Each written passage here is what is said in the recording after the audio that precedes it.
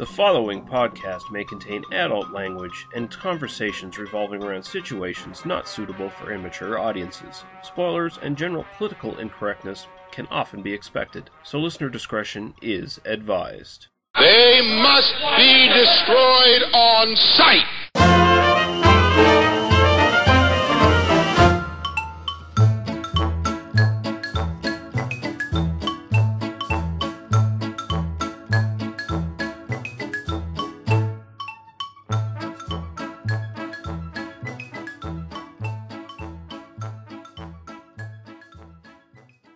All right, we're back for episode 67 of They Must Be Destroyed on Sight, a movie podcast. I'm your host, Lee, the Polynesian polar bear Russell. I'm joined by my co-host, Daniel. How can you do this to me? I gave you the best 3 months of my life, Harper. How are you doing, sir? I think we'll be doing this podcast longer than 3 months, but maybe only the best 3 months were somewhere in the middle there, you know? Yeah, it could be. Yeah, around the slasher series, I think that was when you really hit your peak. You've really been coming downhill since then. So I get that. I wasn't going to say anything, but since you've recognized it, you know, we just admit it as fact and move on. Yeah, we can admit it. Well, we'll put it in the wiki or something. Let everyone know. Yeah. The TMBDOS wiki. I would love to see that.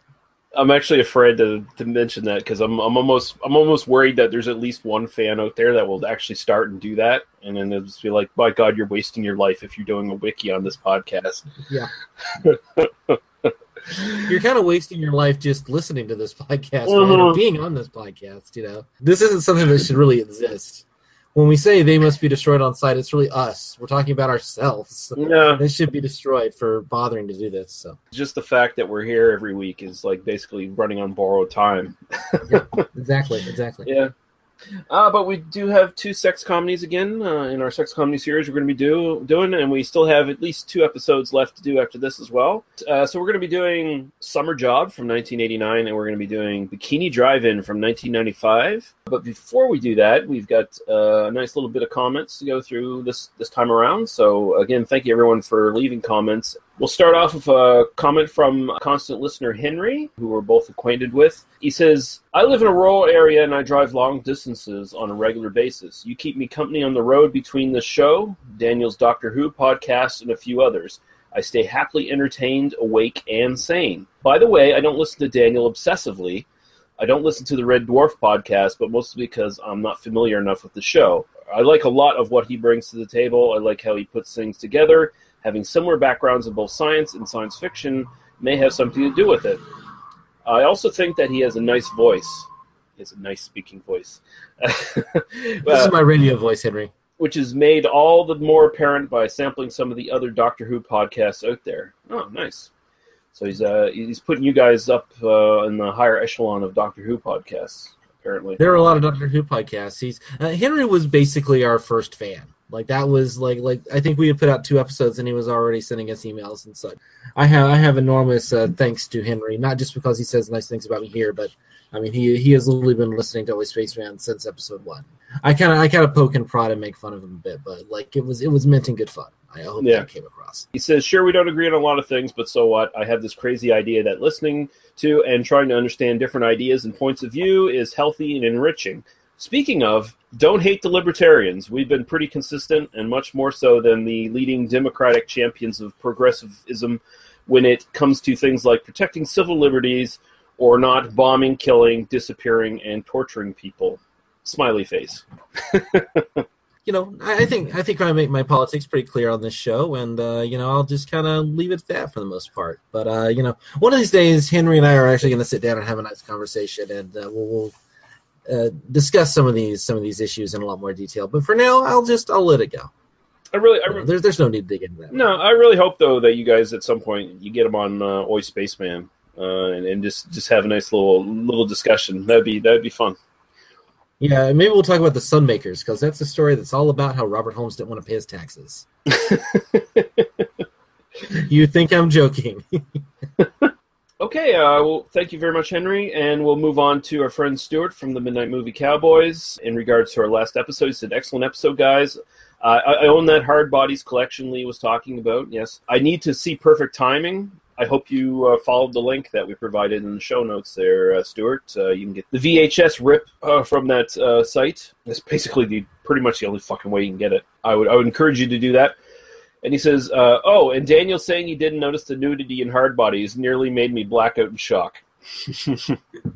Yeah, I think what I said was, it's not so much that I didn't notice that it was there as much as it's, I don't come to these movies as an adult looking for wank material. I think that's really what I was trying to say is it's nice that it's there. I enjoy it.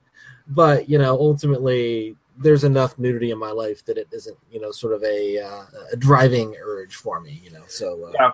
And then, as much as I enjoy seeing nudity in these films, my perception of it, just noticing was just having seen so many of these films, there's a notably increased amount here compared to most of its genre, so that was kind of the surprise for me. But yeah, and again, also the biggest surprise was there was so much nudity, and yet the movie was actually pretty decent. It wasn't a sleazy shitfest. And next, a comment from our friend James Murphy from the Pex Lives podcast, which is excellent and everyone should check out. He says, "You two are perfect company for my late-night commute home. The Hard Bodies Perfect Timing show you got this shit down to a beery art. Thanks again for the show." He says, "I watched Green Room the other day. That was a film that really held its own for the longest time. Great time with a punk band on tour, great gig, fantastic tension after the inciting incident, wicked goriness, but then it farted to a flat conclusion. Shame. Would have wanted more of Jean-Luc. Same day I watched Elvis Nixon. Very entertaining, spacey as Nixon. Was a nice fit. I never really bought, what's his name? Fassbender's Shannon. I think you're thinking of Michael Shannon in that case. And as Elvis, but I absolutely think the movie is worth a watch. Only an hour 20 or so, too, which is just what you need." Yeah, I was actually kind of. I heard that was made. I'm actually kind of interested in maybe checking that out because Elvis is an interesting character as far as being sort of co-opted by Nixon as hey, we'll get this pop star who happens to be a country boy and a patriot or whatever to maybe endorse me, and at that time Elvis is full in swing with his karate mannerisms and drug use and yeah, late period Elvis, just yeah, I haven't heard of that movie, but I'm definitely I definitely watch it, and I meant to watch Green Room this week, and then I just ran out of time because of work issues and such. But I would suggest that the greatest film Elvis is, other than Elvis, of course, but the greatest film Elvis is Kurt Russell. I was hoping you would say that. Because I the podcast if I'd said anybody else. I get that. Yeah. I think the best thing is just how fucking surprisingly good Kurt Russell was as Elvis, and it's like the most John Carpenter movie that John Carpenter made as well. Yeah, no, very much so. Yeah, I want to go back and do some of the. Now that we're talking about Kurt Russell, we should go back and do some of the early Kurt Russell films, like the Disney films, like the Computer Wore Tennis Shoes and It's Strongest Man in the World. I think that would be a fun little episode sometime. Well, I think every once in a while we got to take breaks from these series and stuff, and just throw some episodes in there to take a nice little break. And I'm kind of thinking that maybe and I think you suggested this as well, we should do some fun little actors we like, retrospectives, just pick 3 or 4 movies from them. Actually, we could pick a shitload of movies from them and not necessarily review the movies so much as just generally talk about them and chat about them. So I'd be down for that. I'd love to talk fucking early Kurt Russell compared to later Kurt Russell. That'd be a lot of fun, I think. So awesome. Done. And anyone listening, if you want to provide suggestions for actors or something you want to see us maybe cover that you think would fit with this podcast in general, let us know. I got to disagree with you, James. I don't think the ending of Green Room farts out. I think it's actually a perfect kind of callback to sort of the exploitation films of the past. I think the way it ends just kind of ends realistically almost. It's just, the traumatic shit is done. The movie ends. Perhaps the only thing I don't like is there's a joke at the end that I think just kind of falls flat on its face that one of the characters says. But other than that, no, I really like the end. I forgot to mention when I mentioned I watched it the other week, I forgot to mention that Anton Yelchin was in it, who just recently passed away as well. Oh, yeah. which it was a great performance by him. Very very underrated actor, I think. Very very unfortunate. Yeah, no, I agree. I meant to see Green Room this week. I just didn't get the time, but hopefully next week I'll get it watched, and then I can weigh in on what I feel about the ending. Because apparently there's a point of contention between two of my friends as to whether this movie's ending is worthwhile or not. Well, I tell you, once we get James on here for The Skull, we'll have to grill him on Green Room as well. Yeah, definitely. Abuse that man. And I think he would appreciate the abuse, really. And finally, Cameron Sullivan posted a comment on the post I left on the TMBDOS for anyone who wanted to make some last-minute comments.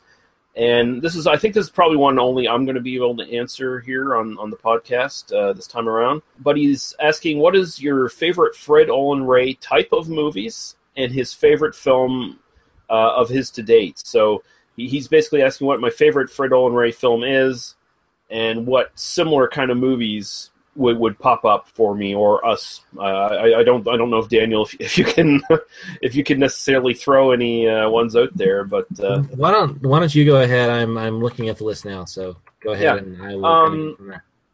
I think for Fred Olen Ray, I think a lot of people are going to go back and say that Hollywood Chainsaw Hookers is probably the one they think of when they think of him, and it's not a great movie. I mean, it's actually quite terrible, but it is fun. And that's one I still enjoy. I think mostly just because it's got Michelle Bauer and Linnea Quigley in it, who are favorites of mine. But honestly, not to give away the review we're doing, but I think Bikini Drive-In is actually his best film. It's his most fun film as far as I'm concerned. It's just such a... Well, I'm not going to get into the review here, but I would cite Bikini Drive-In as probably his best moment. Movies that are similar, I guess... The two main guys you want to think of are Jim Wynorski and David Dakota, who pretty much do exactly the same kind of stuff that Ray does. And their careers have followed similar sort of paths. Like Wynorski and Olen especially do a lot of softcore stuff now, and every once in a while they'll do like a horror movie. Shark movies are big with Wynorski at this point. But Wynorski did Not of This Earth that we covered on the podcast. But he's also done Deathstalker 2, which is actually really good. Probably best known for Chopping Mall, which is fun. I think The Return of Swamp Thing is actually kind of fun as well. It's not a great movie, but it's kind of fun. And, of course, the original Swamp Thing was Wes Craven. And as far as Dakota goes, a lot of his films these days are no interest to me because being a gay man, he sort of slipped out of the genre of doing titty flicks and moved into... I want to do movies where I see attractive young men wearing their underwear and running around. And, fine, that's your prerogative, but those movies are definitely not made for the audience that is myself. So, right. But his earlier stuff, Dr. Alien is fun. Nightmare Sisters and Sorority Babes and the Slime Bowl-orama, those are both pretty enjoyable just because they feature the three sort of premier scream queens of the 80s. Again, Linnea Quigley, Michelle Bauer, and Brent Stevens. So those are a lot of fun. And I'd also say maybe Creepazoids, which is this kind of slimy, post-apocalyptic alien kind of ripoff that has Linnea Quigley in that as well, with a really nice shower scene. But yeah, I don't go looking at these movies for much quality. A lot of them are so bad they're good. But yeah, sure. I think that's where I would land for that question there, Cameron. Yeah, I've seen. I was kind of looking at the list. I've seen a handful of these. Not enough to really comment on anything. I've seen Bikini Airways. I've seen lots of ones with the word bikini in the title. Ghost in a Teeny Bikini. I'm pretty sure I saw that one. Bikini Escort Company. A bunch of them showed up on Cinemax in the kind of late 2000s when I had access to it. I haven't seen enough to really comment on the quality, but they seem pretty fun, kind of goofy, titty flicks, and that's all they're really meant to be, right? So I'll say this: a lot of them are way better than Busty Cops, and they're yes. I mean, I think honestly, if you look at Jim Wynorski's stuff, especially, he's got better actors in them than the Busty Cops actresses. Yeah.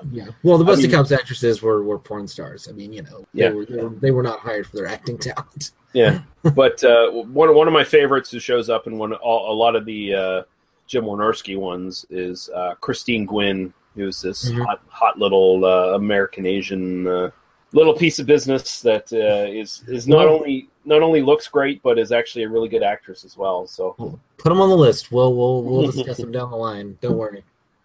We will not finish this podcast until I've seen every single one of these films. We're just going to. Oh, Jesus Christ! Jim Wynorski films alone, that would be. Here's episode 2853. They must be destroyed on sight. Yep. Yeah. I'm in this for the long haul, Lee. We're great.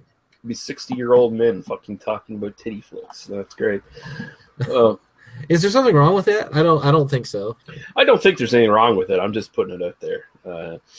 Thank you everyone for the questions and comments. If the best way to get in touch with us is on the actual Facebook group, They Must Be Destroyed on Sight on Facebook.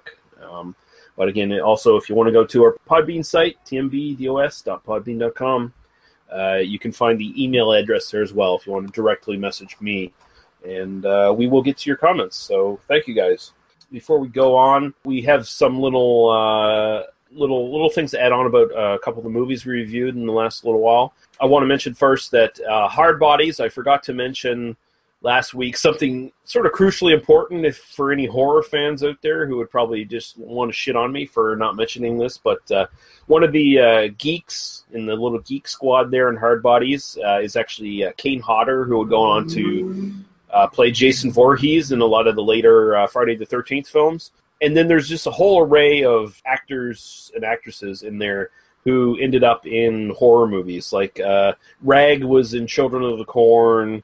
Darcy DeMoss was in one of the Friday the 13th films. And a whole lot of them just basically showed up here and there in bit parts and horror movies in the 80s. So there's actually some quite a bit of crossover from Hard Bodies to horror movies in that decade. So, which isn't surprising. I mean, the idea that there is this kind of crossover in terms of that the skin flicks and the horror flicks kind of had sort of the same audience to some degree, and that were kind of made by some of the same people. So it doesn't surprise me at all that you saw a lot of that. Yeah. Darcy D'Amato is so adorable. I want to see more of the stuff that she was in because she's in so little of Hard Bodies. Yeah, Darcy DeMoss just like. DeMoss, excuse me. Sorry. Yeah. It's not like she's ever had like any really big role. Like she went on from comedies to horror movies to some softcore stuff in the 90s. Mm-hmm. And in that point, she unfortunately had some work done, which wasn't very flattering. She looked great as she was, just natural, but she was a victim, of course, in one of the Friday the 13th films. I think it was part 6 she was in, 6 or 7, one or the other, but she had a pretty memorable both fuck scene and kill scene in that one, so there you go. Nice. Yeah, and she's awesome. I like Darcy DeMoss quite a bit. But I know you have something as well you want to talk about with Perfect Timing there, Daniel, so I'll let you expound upon that. Yeah, so I got I had a sick day this week. I had to call in sick to work. And when you're sick at home in the middle of the day and you're hopped up on cold medicine and you start thinking about what Lee had to say about Perfect Timing, looking for the which you said you couldn't read the name of the person who sang the song, Breaking In, or Building Up, excuse me. Building Up, yeah. Building Up. Sorry, I had it right in my head and I said it wrong. So I started to go, well, let me go look at it just to see, And I went down this rabbit hole of research, and I found out quite a few things about so you got to keep in mind I'm like kind of half out of my head, and I'm doing this kind of weird research just pattern, and so I actually found some things out, and I thought I should share it with the audience if that's okay. Right on. The name in the title, the name in the credits, who sang the Building Up song, is Richie York, Richie York, Yorke. I'm pretty sure this is a pseudonym. The reason being because Richie York with a T, Ritchie York with an E, mm-hmm. is a famous music critic. He wrote books about the Beatles. He was commonly in Billboard. In fact, if you Google Richie York without the T, by far the most common thing you get are Billboard magazine reprints, like PDFs, where his name was misspelled. That's really? How big a name. So I couldn't find any reference to a singer, to anyone named Richie York. So I'm pretty sure this is a pseudonym. I'm also pretty sure it's a pseudonym for a woman named Brenda Hoffert. Okay. Brenda Hoffert is the woman who is credited as the lyricist for the song Building Up. She's married to Paul Hoffert. Paul Hoffert is the IMDb listing does not include him, but he is listed in the opening credits as the music supervisor for this movie. Yeah. Paul and Brenda Hoffert, they've been married for 50 years. Paul is now in the faculty of York University in Canada. And he's been an academic for a number of years. He had a long career in kind of music technology and such. He was one of the kind of people who was big in the software development for the kind of precursors of what became the MP3 file. So the file that you're listening to right now, Paul Hoffert had something to do with the algorithms kind of way back in the day. The reason I think that Brenda is probably the one who sang the song is because my guess is she wasn't allowed to have a dual credit as both the singer and the lyricist for the movie. Yeah. And so she had to take this kind of pseudonym and then just like look, Lester Bangs sang this song. That's what, and it's just kind of a common name out there. We know that Brenda actually did sing some stuff on some of Paul's work. Brenda sang with her husband she's kind of listed as a musician, a singer on a movie that they did in the early 70s called Outrageous, which is kind of their big thing that they did. And they had a couple of award-winning children's music albums, including one called I Lost My Pet Lizard. So, yeah, that's Brenda Hoffert. She's now a photographer. If you kind of Google her name, you can kind of find her off in there. And she's doing kind of, it looks like a hobby that she's trying to kind of do professionally a little bit here and there.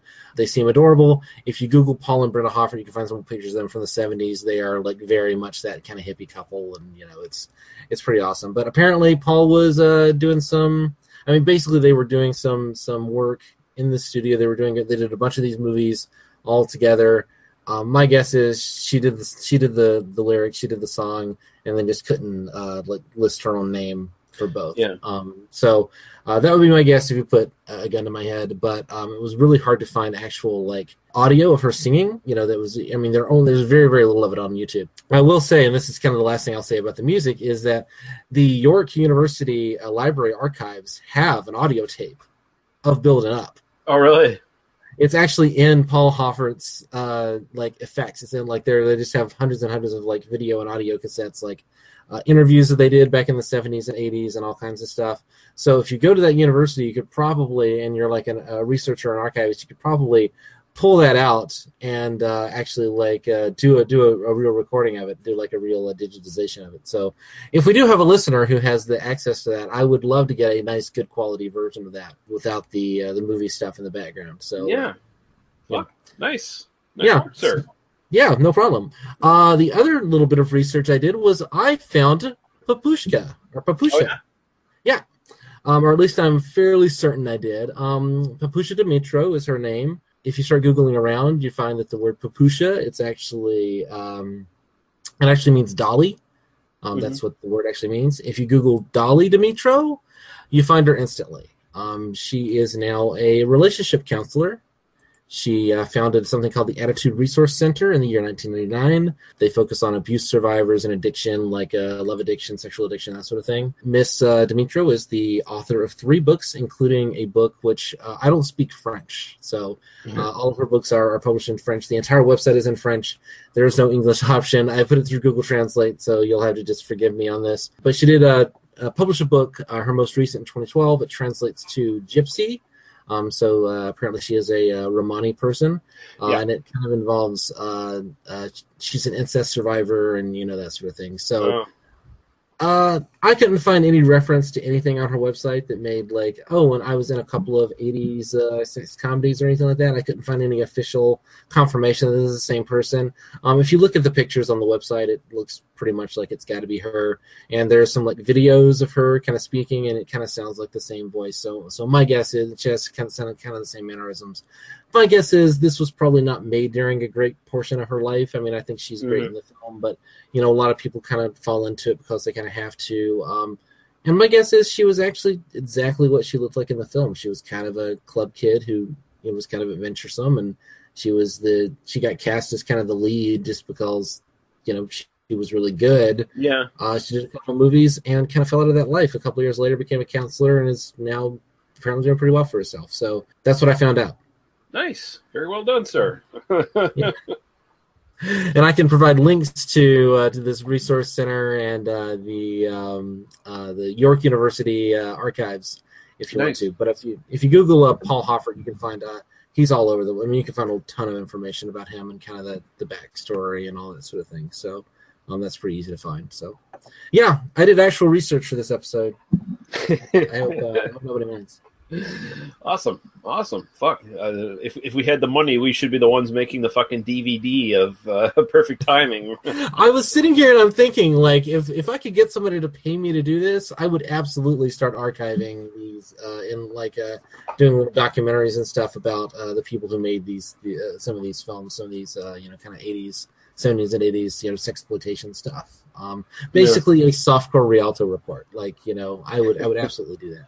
And we can move on now to what we've been watching as of late, and I'll let you go first there, Dainel.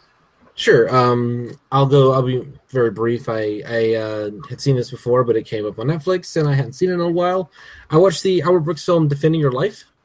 Okay. First time in a few years. Have you seen this film? I've never even heard of it. No, Defending Your Life is, it's from, I think, 1990 or so, or maybe 91.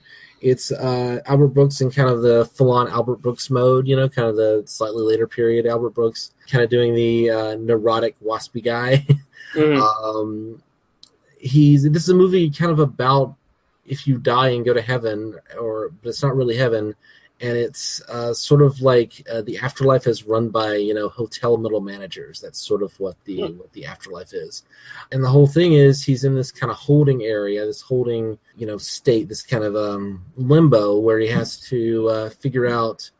Basically, he's on trial. They don't call it a trial, but he's on trial for whether he gets to move on or whether he has to go back and be reincarnated. So he's always in a judicial purgatory. Yeah, he's in a kind of judicial purgatory. And the whole thing is like, did you over the course of your life learn to conquer your fear? Because that's the thing that allows you to go on or not. Meryl Streep is in it. She kind of becomes the love interest pretty soon. She is absolutely fetching in this. I mean, this is actually one of my favorite Meryl Streep roles. She's really good. Albert Brooks is really good. Britt Torn is Albert Brooks' lawyer in the film. He's great. There's a lot of really nice stuff. This is a fun little movie. I liked it a lot. I actually found this movie. This is actually a movie I own on VHS, which I bought in one of those like when they were like getting rid of the whole VHS thing. You can find a whole bunch of stuff for like $1. So this is one of those films I think I bought for $1 or $2 from a Blockbuster or something around like 2002 or whatever.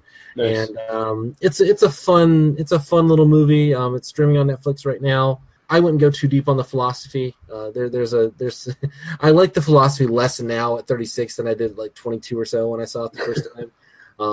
But it's a lot of fun and it's definitely worth checking out. Yeah, if you're not a Brooks fan at all, it's one of the overlooked gems, I think. Nice, I might do that. I'm sort of a casual Albert Brooks fan. I mean, the thing I remember him from, weirdly enough, is like one of his more recent roles, like in Drive. Oh yeah, he is in that. That's right. Yeah. I need to rewatch that sometime. This is sort of the practical gangster / businessman. Right. Yeah. Yeah, it's funny how like he kind of in his later career he's kind of become just more of an actor. He's kind of around a little bit.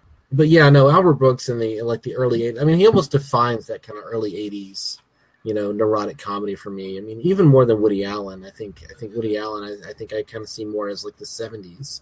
But yeah. Albert Brooks really kind of captured that zeitgeist in the 80s of this kind of, neurotic weirdness, Yeah. And so, of course, if you're Albert Brooks, the thing that you fear the most about the afterlife being is, were you able to conquer fear? Because that's ultimately all Albert Brooks has, is he's just scared of everything. Yeah, nice. The only thing I'll mention, a purchase came in the other day, Bad Day at Black Rock, John Sturges film. And I love that movie. Yeah, and I watched that, and my God, do I love that film. All right, put it on the list. We're doing it. Yeah, we'll have to do it. Man, oh man. Spencer Tracy, at the tail end of his career in MGM, just giving this great performances of one-armed man who walks into a town where everyone's immediately hostile to him because he's asking too many questions and he's asking all the wrong questions to people. great selection of actors in this one. Robert Ryan, who's amazing in this, is the lead bad guy. And you got Lee Marvin and Ernest Borgnine in it. There's only one female character with Anne Francis, I think it is. Sounds about right. It's been a long time since I've seen it, but I mean, I do love that movie. Yeah, but goddamn, great movie, great dialogue. I love how the story sort of progresses through their conversations. The tension is just built and built and built. It's a really good thriller. Like, I mean, it's sort of a combination Western noir, right? Like it's sort of one of those like where they just found that right formula and actually made it work. I mean, it's legitimately a classic, and I think to some degree an overlooked classic. You know, I think. Yeah, I would say so. A lot of stuff from that era, that kind of Hollywood system from the 50s, has kind of been forgotten these days because we kind of think of like sort of the kind of more gritty noirish stuff from the 50s, or we think of kind of the big Technicolor, you know, westerns. But the stuff that's kind of the Hollywood programmer stuff, the stuff that was just like kind of the bread and butter of the cinema in the 50s, has kind of been overlooked, which is a shame. Yeah, I almost want to watch this in black and white and see how it will. I want to take the color, just turn the color off on my TV and watch it in black and white, because it seems like it fits just as well, or maybe even better in that way. But just reminded me a lot. Yeah, it just reminded me how good Spencer Tracy is. I mean, he makes it look so effortless. Like, wow, like you just believe everything he does. You know. There's a great little movie that he did that I know that's been coming up on my recommended Netflix queue for a while. It's one of the Katharine Hepburn Spencer Tracy movies. Mm-hmm. It's called Desk Set, and it's all about Spencer Tracy kind of working in an office and discovering that they're going to kind of replace a lot of the stuff that's going on in the office with a big computer mainframe. Oh, yeah. And the kind of comic stuff that happens around that, and the kind of anxiety that people had about automation and stuff in the 50s. And Tracy and Hepburn are just amazing in it. As they are in everything. But this is from, again, that's another one of those like 50s Hollywood, kind of. I think it's from 57 or so, and it's been a few years. I mean, it's been, I think, like 7 or 8 years since I've seen this. But I remember it very fondly, and I know you can watch it on Netflix right now. So go check it out if you haven't. Yeah. Nice, yeah, because that'd be the tail end of his, really the tail end of his career. Because after he quit with MGM, he was just doing independent stuff, or up until he died in '67. So yeah.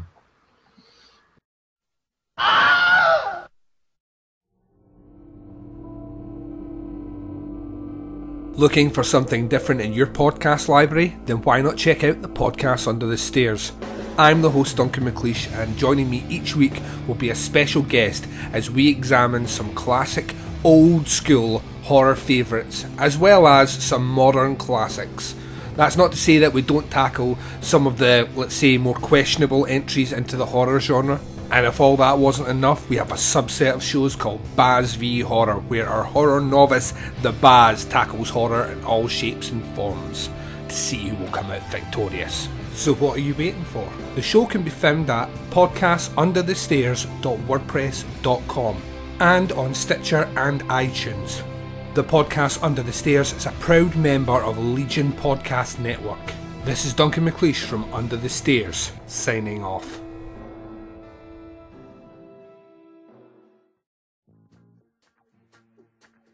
Movies need only 3 things: badasses. You tell me who you want done, and I'll do the hell out of it. A chick with drive who don't take no jive. Boobs. Do you know that the female breast, known to be the source of life since Eve, can be deadly weapons? And body counts. Body count. The mathematics of murder and menace. The BB and BC podcast is your source for exploitation film discussion of B-movies. You can find the show on iTunes and Stitcher Radio by searching for BB and BC podcast. You can also listen to each episode directly from the show's website located at badassesboobsandbodycounts.com. Let's go to work.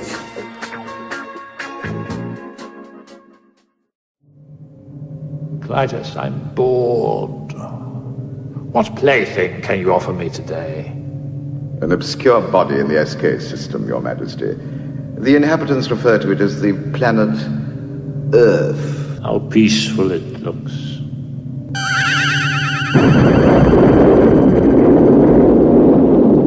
Most effective, Your Majesty. Will you destroy this Earth? Destroy it utterly. Send Rick and Danny in Wool Rocket Ajax. So, just destroy it? That's what Ming said. Don't you ever listen? Well, there's no arguing with Ming. Hail Ming. Wait! You see those transmissions on the Visua screen? Crow? Nightmare on Elm Street? Chud 2? Black Belt Jones? Nightbreed? What's a critter? Oh, I've seen those things. Flash? I guess we could wait a while before the destruction. Yeah, and watch some movies. And talk about them. The Hail Ming Power Hour. Disobedience to Ming. For now. You can find us at Legion Podcast. You can find us on Facebook. iTunes. We're on Twitter. We're on Instagram. At www. You know what? Just Google it for yourself. Just Google it, you bastages. Hail Ming. Breaking 2? Electric Boogaloo? Samurai Cop. Army of Darkness? Flashdance?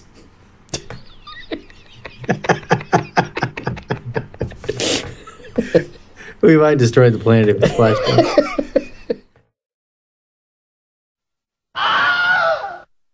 Yeah, right on. Okay, so we can move on now for our first film. It is Summer Job from 1989. This innocent beach resort is about to realize the terror, is about to encounter the horror of students working their summer job. Well, it's showtime. Yes! Stick with me and I will make your summer unforgettable. I don't care which guy I get as long as I get one. Right. Well, I can tell you're a man, and I really wanted that, or there's a tickle in your pocket. You're brave, you're gorgeous, and I'm in love. Hey! What a lovely hand. There can be no other way.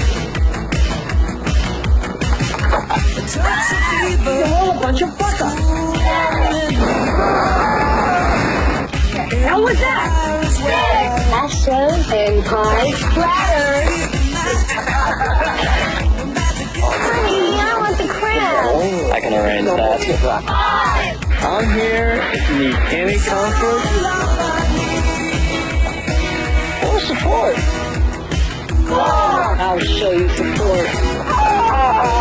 Are those crushed nuts? I want to know if you're accepting applications for next week. Supervise it. Oh my God! Oh, what's up with the motor? Waiter, that's soaking my fly. The craziest job you ever had. Oh, take me, I'm yours. Don't you want to finish your wine? Summer Job. And as I was telling Daniel off air, I hope your synopsis sparks my memory because holy fuck. Directed by Paul Madden, written by Ralph Gabby Wilson, starring Sherry Rose as Kathy, who I actually know from Tales of the Crypt Demon Knight from 1995. I think she's pretty much one of the only people in this who kept on with any sort of career. Also starring James Summer as Jack, Emmy Lynn Baxter, who I've seen in a couple things, as Susan, Carrie Mayer as Donna, Renee Sugart as Karen, George Orts. Oh, God, I hate that. I'm not even going to try to pronounce his name because I don't even like him. I don't like his fucking character, fucking Herman. And I'm not even going to go for the rest of the characters because who gives a fuck? Daniel, get to your synopsis. Sure. It's not a very long synopsis, believe it or not. Co-ed college students from around the country vie for spots working in the glamorous world of a Malibu beach resort. And the diversity of the group of new employees extends all the way to having both a dude from Oregon and a dude from Texas for the guys, and both a stuck-up rich girl and a gold digger on the girl's side. Over the course of the summer, they'll spend a lot of time trying to get into each other's pants and have a series of so-called wacky misadventures, including a tit-for-tat involving purple dye and bath products. Also, a fat kid learns to exercise so he can become a lifeguard. One of the interchangeable blondes gets a social disease. A cut-rate Steve Guttenberg-Tom Cruise hybrid gets pranked with a small incendiary device. And a creepy young man with strange ideas about what constitutes sexual contact does something unspeakable to a frog. Will the group of misfits be able to avoid having too many guest complaints and get to have their big party in the film's final act? I just know you're on the edge of your seat with anticipation. This must be the worst movie we've picked for the sex comedy series. This is the only reason I picked this is because I watched it a bunch as a kid, and I was like, okay, we have to visit it. We have to revisit it. I might have some things to say about like that statement you made when we get to the next movie we're going to talk about. But okay. Well, we'll see. But this is terrible. This has no plot. There's nothing here. The only thing that's really here, it's some pretty people, kind of taking off their clothes. There's nobody with any kind of personality. The lead, the main girl, Karen, is pretty, she's a good actress. She's the only actual actress in the thing. Yeah. She's done a bunch of TV and stuff these days. I mean, she's a working actress. I have an enormous respect for that. There's a penthouse pet in the movie. Yeah. There are too many characters. Mm-hmm. Nobody has any particular personality. They try to give him kind of, oh, look, this guy's from Texas. And so they give him a cowboy hat. Yeah. And, that's kind of it. And then when he's not wearing the cowboy hat, you can't even tell which one he fucking is. And he's got a steer's head on his fucking car. Right. Oh, you got to be from Texas. I mean, it feels like they kind of did the Police Academy formula, right? Where they were trying to kind of do we're going to get this group of misfits together, and they're all going to have like little wacky misadventures. Except they forgot to write them fucking personalities, that lasted beyond the first. It's literally like, oh, I'm from Oregon, and so therefore, like, I have personality. It's like, no, you don't have any personality. No. And here's what they also forgot to write. They forgot to write any real conflict in the film that has any consequence at all. I mean, right. there's a little bit between the two main girls who have this little rivalry, but it's not like serious. Like, comes to a head with the fucking body dye and the shampoo dye thing. Right. That's about it. I remember the shampoo, like the dye thing, was being like a central plot point in the film. It's funny. Like, I almost just wrote the synopsis and just said, "This is what I remember seeing when I was 10 years old from this." You know what I mean? And it probably would have been pretty much all the stuff that you thought about. I mean, I remember the frog. I remember the dye. I remember the lead girl finally shows her tits at the end. Mm-hmm. I remember the stuck-up redhead who does not get naked in this film. No, but I still enjoyed looking at her. She did that one part where she bends over there when she's doing the room service. That was fun. Right, and she does her little swirl thing in the maid's outfit, which is a lot of fun. I actually I was trying to find out more about her just to see what else she kind of went on to do. Mm-hmm. I was kind of trying to I found some stuff on Perfect Timing where I never thought I'd find any information on. This one was even harder to find any. Yeah, isn't that weird? There's nothing. There's just nothing. This is actually like a big, not big, but it's actually like a legit studio production kind of thing. Right, yeah. I mean, this nobody in this really went on to do anything else except for a couple of people. The actor who played Herman, he kind of went on. He's kind of been a working guy. Have you seen? Did you Google pictures of this guy? I did not. Okay, if you Google pictures of this motherfucker, depending on what picture you see, he has like a really bad hairpiece on, like doing like just whatever shit he's done later in his career. And then there's also shots of him just totally bald as well, where he finally gave it up apparently and just decided to finally shave his fucking head like a normal person. You would know all about that. I hate this fucking character.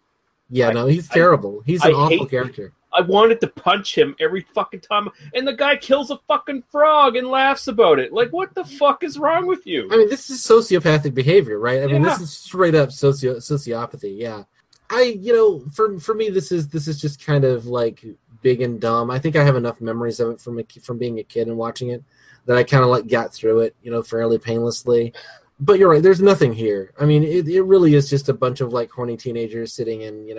Probably the one interesting thing is you always got to think about like the level of humor in these films, and so you can think about like a movie about, okay, the characters are supposed to be like 19, 20, 21, and they're about like, it's about, oh, we go get our summer job. But like if it's pitched, like if the characters are like 18, it's really pitched at people who are like 14, 15, right? And so a lot of the characters' actions kind of make more sense if you just kind of assume they're really supposed to be like 14 years old emotionally, and then suddenly Herman just is like the weird kid eating paste in the corner, essentially. God, man, I hate this character. Like he's a terrible character.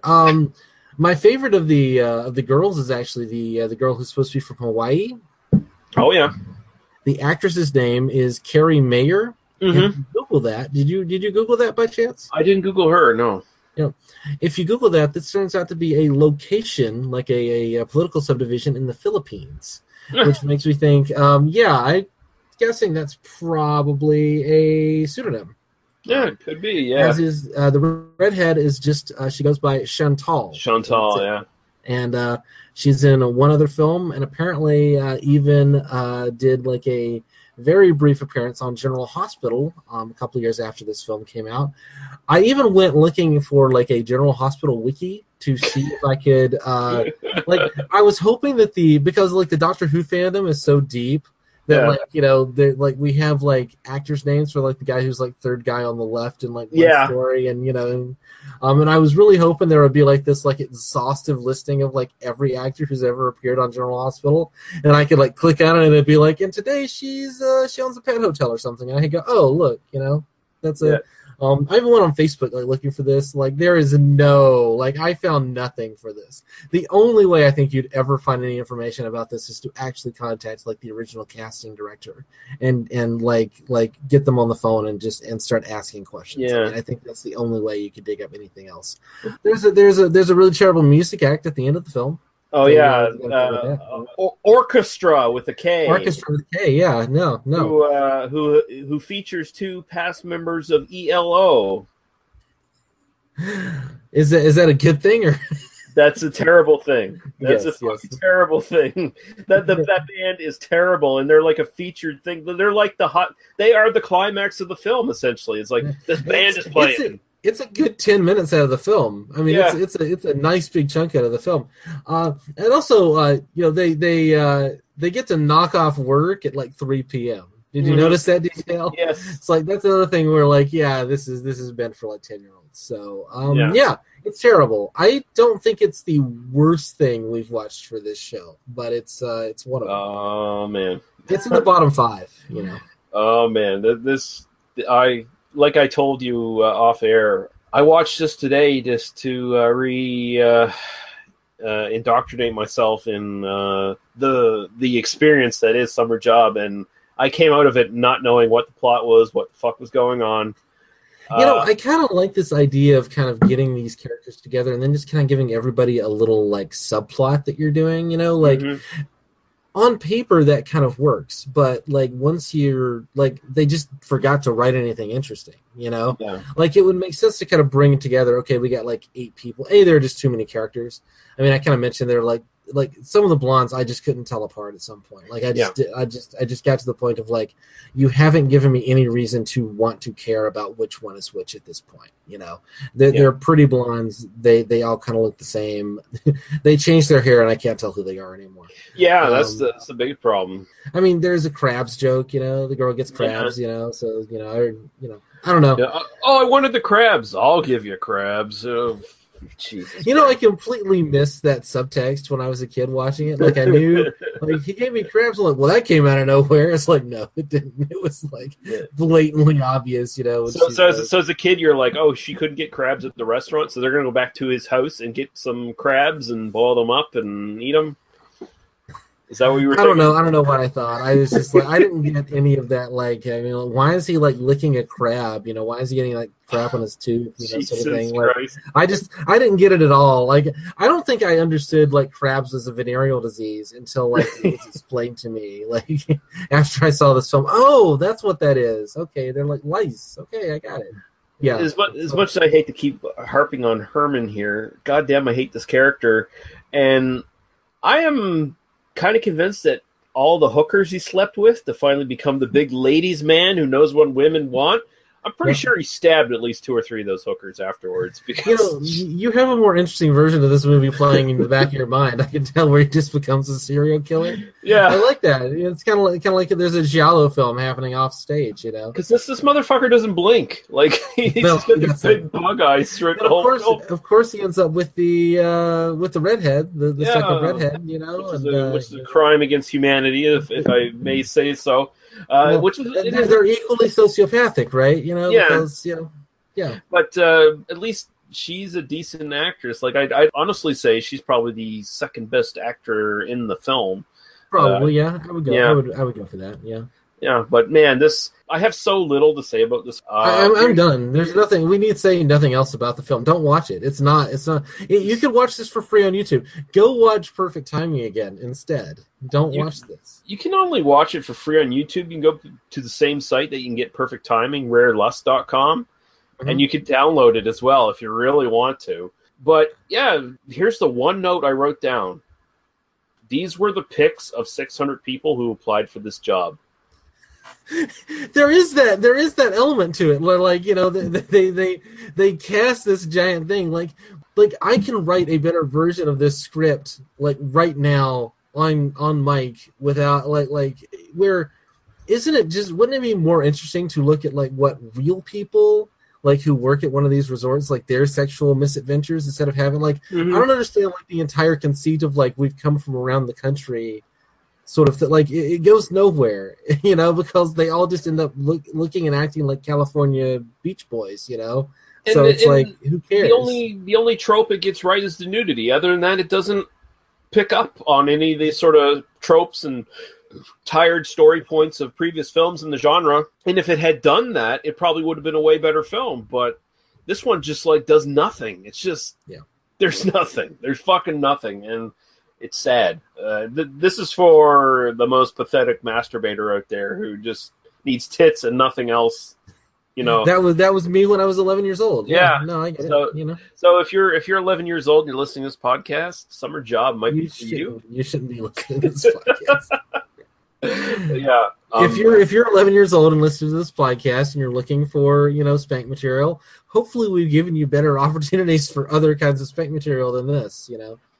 If you have access to this podcast, you have access to Perfect Timing. Go download that and watch it. Watch Perfect Timing. Watch the Cheerleaders or something even. Cheerleaders are hard bodies. Hard bodies, yeah. God damn. Yeah, so fucking terrible movie. And I think we can just move right on to Bikini Drive-In from 1995.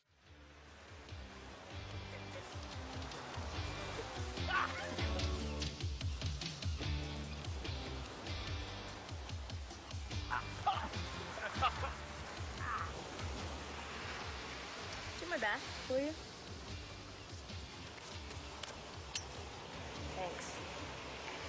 Another summer. Another day watching our boyfriends play football. I'm so bored. Do you really think it's exciting sitting here watching them show off? Yeah, sorta. We've got to get a life. Do you mind finishing my back first? Really? What are we gonna do? You're not going to summer school. I'm not going to summer school. What are we gonna do? When you were young and pretty, I was young and dumb. Hey, maybe we should get jobs. Whoa. When did getting a life turn into getting a job? Look at those show-offs. Time to get a little bit more sun.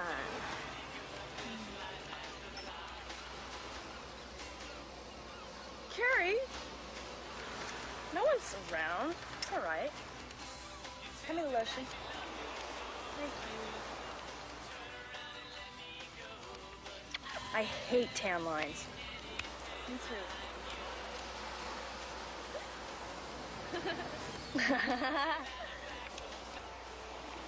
Sun feels so good. I just hope nobody sees us. There's nobody around here. You gotta learn to relax. I'll relax when I know what we're going to do this summer.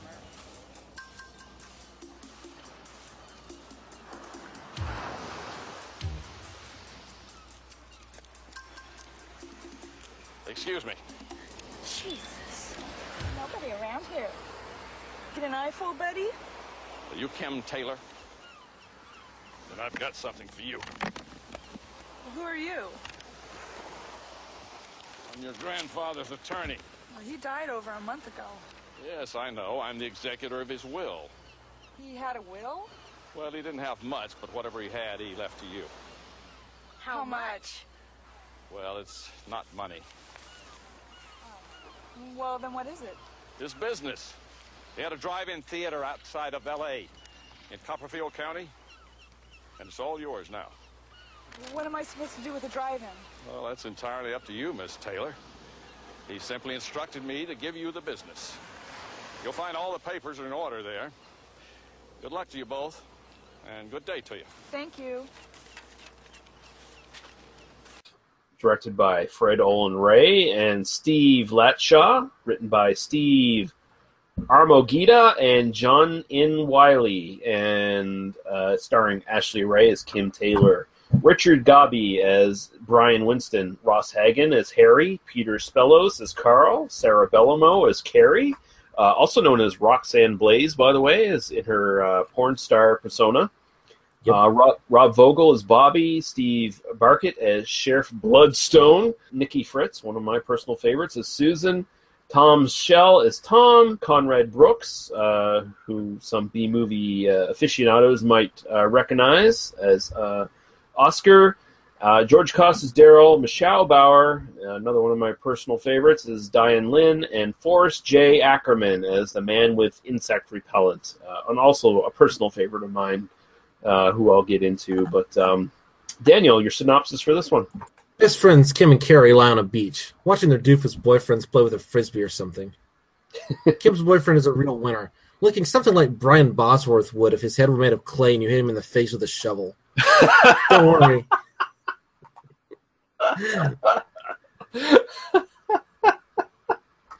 Okay, keep going, sorry. No. I wanted to get that laugh in there. Don't worry, he's not going to be dating her for too long. After the boys go off to have fun together and the girls have removed their tops, a lawyer approaches the girls on the beach and informs the girls that Kim's grandfather has passed away, and she is now the owner of his old drive-in movie theater. She is incredulous at first, seemingly unaware of the existence of the drive-in, but this is contradicted 5 minutes later in another scene when she finally recalls spending much of her childhood at the drive-in, which also has swing sets on site. Is this common? Anyway, the first 45 minutes of the movie are about as riveting as the above description if I read it in the dullest monotone possible and read an Enya soundtrack underneath it, despite the presence of 2 or 3 Skinamax-style love scenes and a sequence where busty young ladies have to take their tops off to watch the side of the drive-in. There's also an evil land developer looking to buy the property so he can build a mini-mall, which is only exacerbated by the fact that the bank is about to foreclose on the property if the new owner can't come up with $25,000. Thankfully, the evil land developer's son comes to the rescue of the silly incompetent girls, realizing that drive-in movie patrons love sleazy cinema and girls in bikinis. The second half of Bikini Drive-In is much more lively, as we see loving recreations of terrible old drive-in pictures and lots of bikini-clad girls losing their tops. There's also a subplot involving an aging B-movie actress who is tricked into coming to the drive-in and gets a bit more than she bargained for. The film ends with the greedy capitalist actually making the first rational decision any greedy capitalist in a film like this has ever made, realizing that the ugly supermall idea is much less lucrative than just going in on the Bikini Drive business would be. Exactly. And I'll say right out of the gates, I really like this movie. And I liked the last half. I mean, the first half, I was literally like, why are we watching this? The first 45 minutes, I'm like, this is...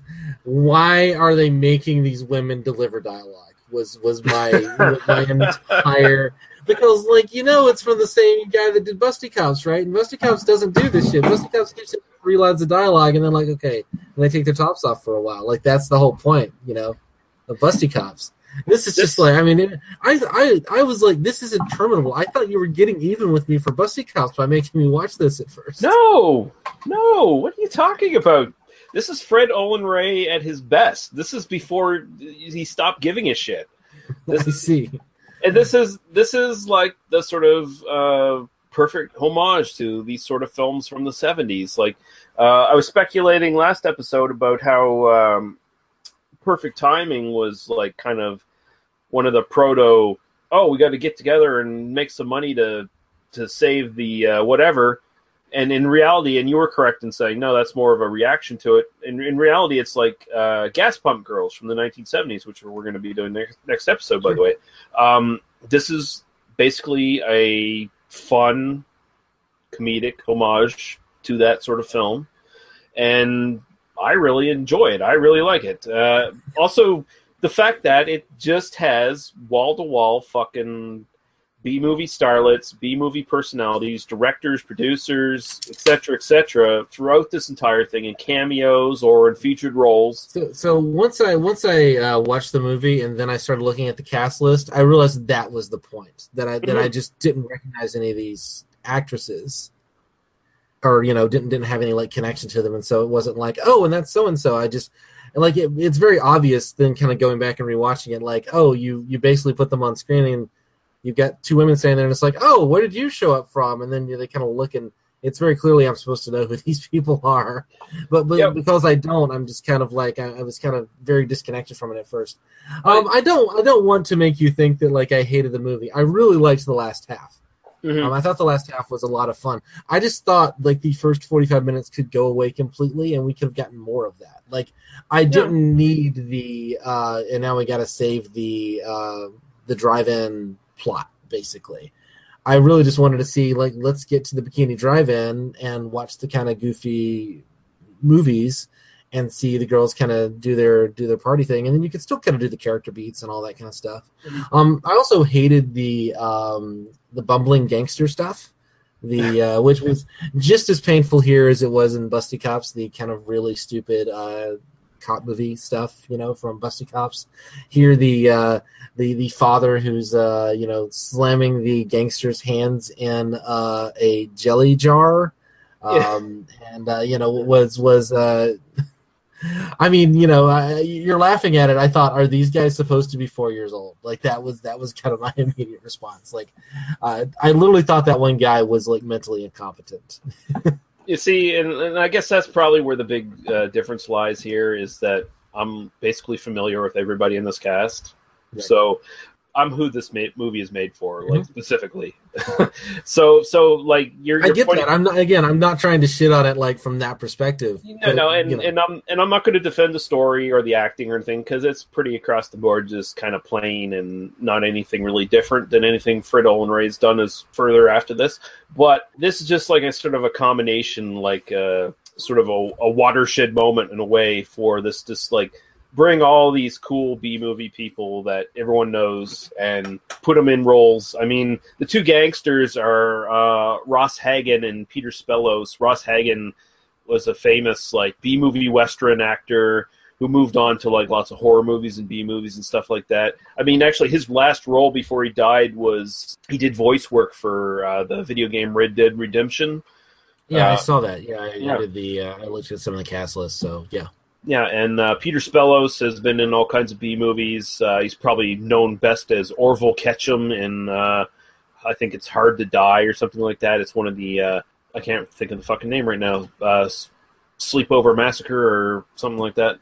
Fuck, I'm going to get chastised for that one. But yeah, I see all these actors, and I see all these directors and stuff that were featured here. Like Fred Olen Ray himself has a cameo in this. You got Jim Wynorski in a brief cameo in this. You get all these old-time actors, especially like Gordon Mitchell, who was this strongman sort of actor, had the really good body and stuff. He was in all kinds of Italian, like Hercules kind of movies, like Sword and Sandal kind of stuff, and then he did a bunch of spaghetti westerns. I just enjoy it. I enjoy seeing all these characters like bunched together. I enjoy these fake trailers and stuff that they put up on the screen for the thing, and there was a couple of real ones as well, and seeing these movie posters of these obscure films that are real in the actual drive-in. I mean, I really love all that element to it, and I get that, like, if I recognize all the actors, this would just be a ton of fun. Like, I totally get that. For me, it really was just kind of the like, didn't get it on a first watch, and then on the second watch, like, okay, now I kind of like, all right, I kind of understand where it was trying to come from. But I did just kind of sit down and rewatch it, and I started timing things out. And I'm just like, why does it take us 6 minutes to do this scene? This scene does not need to take 6 minutes. There are like 4 lines of dialogue, and there's not even nudity in it. Like, why are we doing this? And I know a lot of the Skinemax stuff kind of does that, but I mean, just like, particularly, I mean, I kind of went into detail on the like scene on the beach. Just because it's like, why is this scene here? You don't like it. It's literally, it's not even shoe leather. They're not even moving around. They're just sitting there, and we're just waiting for the plot to come find us. Like, and we've got the 2 boyfriends, one of which is only going to be significant to the degree that he's going to get a love scene with the girl in a few minutes in the hot tub, and the other one is just going to completely leave the film, and then she's going to date the son of the wealthy land developer. Yeah, the second boyfriend's going to be the dumbest motherfucker ever. I mean, let's see. No, I'm not going to help you fix the drive-in. Okay, well, you're gone. You come back later and get knocked out, and that's all you do. The other guy's like, sure, I'll help you fix the drive-in, and he gets to bone his girlfriend in the hot tub. Exactly. Yeah. I mean, it's great. I love the car dance. The car dance was great. Yeah. I love Forrest Ackerman. Forrest Ackerman. Yeah. For those who don't know, Famous Monsters of Filmland magazine. Famous Monsters. Unfortunately, his house, which was a sort of perpetual museum of horror and sci-fi film memorabilia, is now gone now that he's dead, and this collection has been sadly spread around everywhere to greedy collectors and stuff like that. But a big name, and sort of basically he's like the first super geek. Didn't he have the original King Kong? I think he might have, yeah. I think my wife might have met him then, because Shanna kind of grew up outside of San Diego, and like her parents were kind of they kind of grew up out of LA and that sort of thing. And apparently, Shanna tells me the story that she actually was so frightened when she saw King Kong that when she was a little girl, and like her mom basically knew the guy who had it, which I guess was Forrest Ackerman. I'm putting this together now in my mind, and like literally like called him up. It was like, can we come by and can we show my daughter that this is just a toy? I mean, Yeah. So I now think my wife might have met Forrest Ackerman. I'm literally like, hey, that's cool. Yeah. Because I would have loved to meet him, man. Fucking. Yeah. He like, I mean, he should have been like 4 years old or something. I mean, it wouldn't be. Yeah.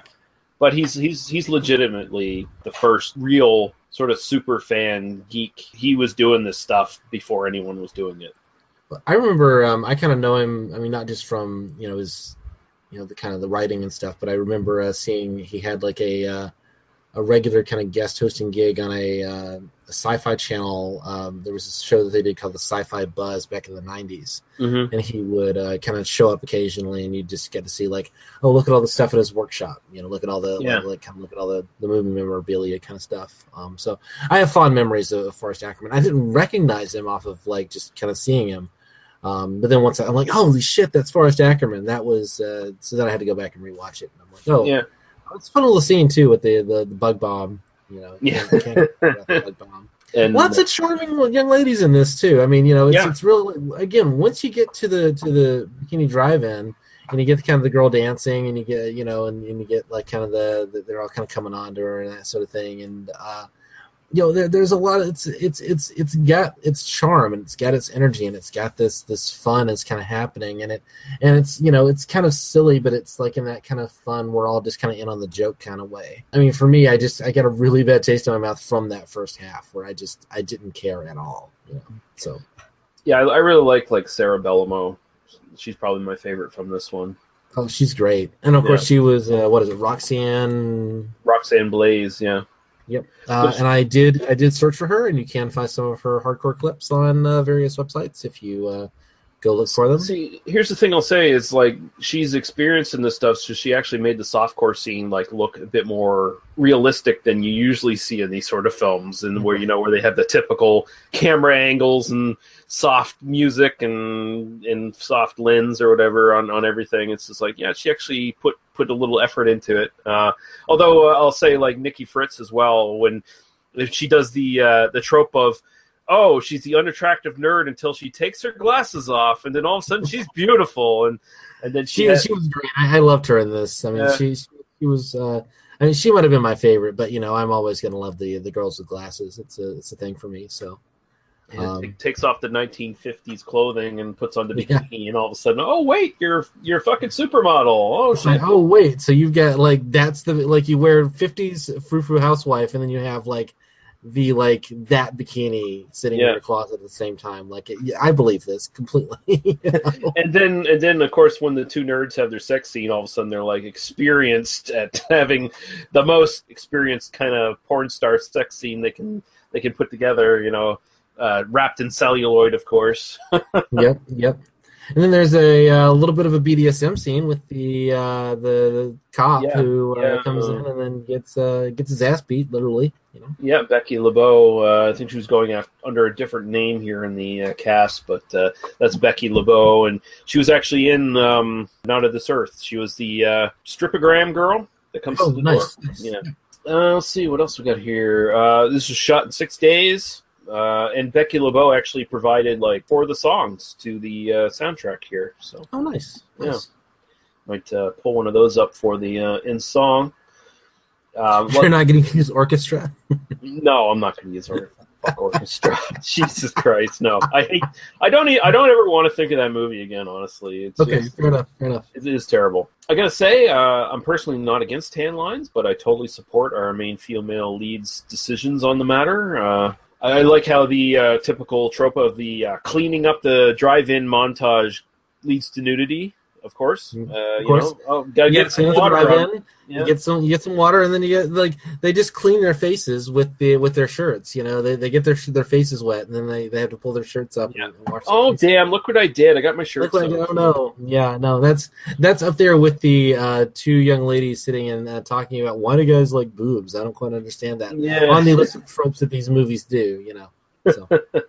I'll also mention the character who plays Oscar is Conrad Brooks, who is in several of Ed Wood's films, and he's still acting today. He's still alive, 85. Nice. So and I like this. It was a lot of fun. The budget was $125,000, which seems excessive actually when you look at what's on screen. Yeah. But that being said, it did. I am pretty. There are a lot of people in it, though. I mean, I would believe that. I mean, just getting this number of especially even if everybody works for scale, essentially, it's still going to take quite a bit. I mean, there are a lot of actors in this. Yeah. But I think it's fun. It's for you people out there like me who know all these old 70s exploitation films and stuff like that. This is kind of a callback to it. I mean, this is an era where most drive-ins died in 1980, so it's 15 years after they're all dead anyway. But it's a callback to that sort of thing, and it's a lot of fun. And all the people acting in it are obviously having a fucking blast, being stupid and saying silly shit. And there's a lot of titties, and yeah, it's actually pretty good. So I dare say not in the bottom 5 of all the ones we did for the sex comedy series. If you're gonna say that, I'm just gonna have to disagree with you because I enjoy it quite a bit. So. No. It's not in the bottom 5 of all of our sex comedy series. It's certainly not of all the movies we've done. I would definitely not agree with that. Summer Job definitely in the bottom 5 of our sex comedy series. But it's funny. Last week we kind of had 2 movies that we both really enjoyed, and now this week it's kind of Yeah. I'm sorry that my access to titty comedies was so limited that I had to live off of Summer Job when I was 11 years old. That was the height of what I had access to, because I really did watch this movie a bunch as a kid. Nice. I must have watched it probably 20 times. Holy fuck. Yeah. I don't even know what to say to that. Yeah, I'll never watch it again. It's over. This is one. If this one gets lost to posterity and no one ever finds it again, I'd kind of be okay with that. Yeah, why is this one this is the one that deserves to die? Perfect timing and one night only. They should be on a double feature DVD. Summer Job should just be lost to the ages. I would still like to track down what happened to some of the people in it, because there was this other movie Lauderdale that came up a few times. It was kind of directed by the same person. And so apparently a handful of the cast members kind of went on and did that as well. But I'm not going to track that down. There's no... If Chantal was in it, I probably would have tracked it down. Yeah, Chantal would be worth it. Even even and I did do this. So this is the level of research I went into. Even Mr. Skin didn't have a lot of information on this film. Wow. Which goes to tell you like how low the bottom of the barrel this was in terms of any kind of information about it. But yeah. I would have been interested in seeing more from this Carrie Mayer person too, who was really cute, and she's not in enough of this film. It's funny, like all the people that actually have like charm are not like they kind of like are not very front and center, like, because the dude from Oregon who's supposed to be our kind of like clever Tom Cruise, Steven Guttenberg kind of guy who's supposed to be kind of the cut up, and he doesn't do anything, but he's still got a little bit of charm, and he's kind of a little bit of a good actor. And then Carrie Mayer. Is the girl from Hawaii. They just kind of go off and do their own little like, oh yeah, we've just kind of fallen for each other and we're just going to hang out and make out, and then they just kind of leave the movie. And I think they had the right decision, really. Yeah. As far as Bikini Drive-In goes, there's like multiple releases. For the longest time, you can only get them on VHS, but there's several DVD releases. The one you want to look for is the Retro Media Entertainment one from 2012. Which is a special edition. It has basically all the sex scenes still in it because they were actually cut out for TV. I think there was still nudity in some of the TV versions, but the sex scenes were, even though they were softcore, they were kind of explicit enough where they felt like I guess they had to chop them out. So yeah. Do you know if this ever aired on like Up All Night? I think this was on Up All Night. So I might have. I mean, I'm kind of thinking this might be one like if I saw it without the sex scenes in it, I might have seen it back in the day and on Up All Night, but just not remembered it. But yeah. Sorry, just throwing that out there. I was thinking just now as you were talking about it, like, oh, if there was a version without the sex scenes, I might have seen it as a kid. Although I would have been like 16 or 17 when it would have aired on Up All Night, and I think I had moved beyond Up All Night by that point. Up All Night was really for me like before I had access to, the internet. Yeah. All right on. I guess we can move on now. Dainel, tell everyone where all the multitude of places they can find you on the interweb. You can find me at oispaceman.com. That's probably the best place to go. I do a Doctor Who podcast and Red Dwarf podcast over there. All of these episodes also get posted over there. We're kind of part of the same family. I also do a weekly or bi-weekly column over at RuditorumPress.com. Most recently, I did a piece talking about race relations and the noir film I mentioned last week, No Way Out. With Sidney Poitier, kind of talking about the way that we kind of think about race. So if you liked listening to me talk about shitty titty movies today, go check out what I have to say about racial violence and the way that we treat, black bodies. It's totally worth it. Totally connected. So same audience, really, for both things, I think. So. You can, of course, check us out on tmbdos.podbean.com, where you can find all of our links to our iTunes, our YouTube, and, of course, our Facebook group, They Must Be Destroyed on Sight on Facebook, which, yet again, the one place you can get to us and get your questions, comments, requests, criticisms heard and responded to. Next week, it's going to be Gas Pump Girls, and I think we agreed on Eurotrip. We're doing Eurotrip and Gas Pump Girls next week, which is going to be an interesting little twofer. Two very different films, but excited about that. I think we'll end up liking them both better than we liked fucking Summer Job. I got a feeling. I'm trying to think what's the worse than Summer Job. I mean, Oasis of the Zombies was worse than Summer Job, I think. Yeah. Hell of the Living Dead, I would say, is like more interesting, but like on par in some ways. Thematically, it's a bit worse, I guess. Yeah, Summer Job is just there's just nothing to it, where it just kind of lies there. But now if you took the incredibly inept SWAT team from Hell of the Living Dead and then stuck them in Summer Job and had them start shooting people, would that be a better movie? Especially if they shot Herman like over and over again. The inept SWAT team and versus the inept resort kids who are terrible at their jobs at waiting tables at a resort. Really. Could we instead of bringing an orchestra in for 10 minutes, could we just have 10 minutes of them machine gunning Herman to death? Would that be like Inglourious Bastards, shooting Hitler in the face style, exactly. 10 whole minutes of shooting Herman. The dark heart of Summer Job is really that Herman is a serial killer in the making. Yeah. And we just there really is a giallo film like beating within this, and like because this is the film. Hold on, Summer Job is the film that so like Argento made a giallo film, right? And Herman is the like the lead, and he's like going off and he's killing people.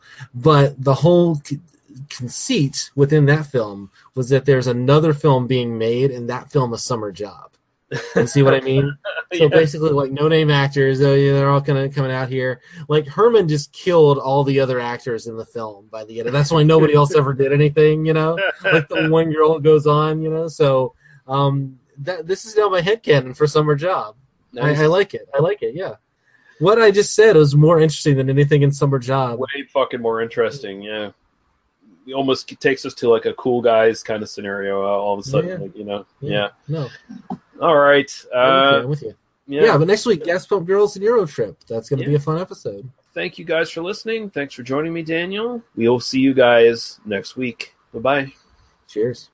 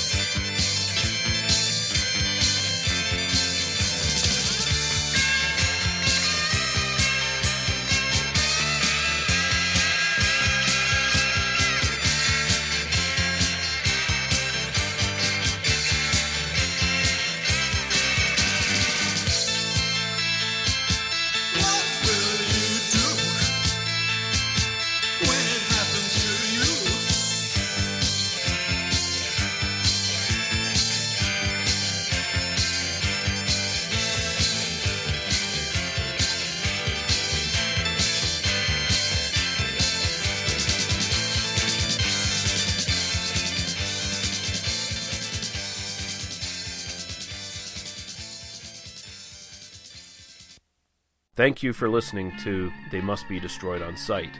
For past episodes, links to the host's other stuff, and links to podcasts and websites of similar interest, please visit us at tmbdos.podbean.com. There you can also find links to us at iTunes and YouTube, as well as our Facebook group link, which is the best way to get in touch with us. We welcome all comments, questions, movie review suggestions, and criticisms, and we do our best to respond to everyone. You can also find us at Daniel's recently launched oispaceman.com, where you can find his sci-fi themed podcasts about Doctor Who and Red Dwarf. Thank you. Drive through.